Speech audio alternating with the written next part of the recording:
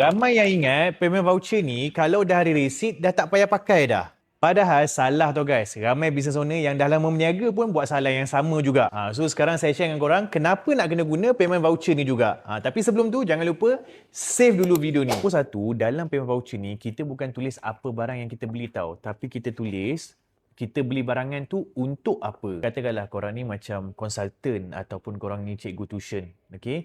Dan setiap minggu korang akan beli satu amount makanan yang banyak untuk korang bagi pada korang punya klien ataupun korang punya student.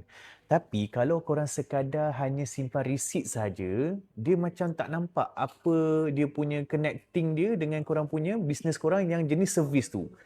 So sebab tu function ya, bila korang guna payment voucher ni, yang mana korang akan tulis kenapa korang beli makanan tu dekat dalam payment voucher ni. Korang dah faham dah kenapa kita nak kena keluarkan juga payment voucher walaupun dah ada receipt.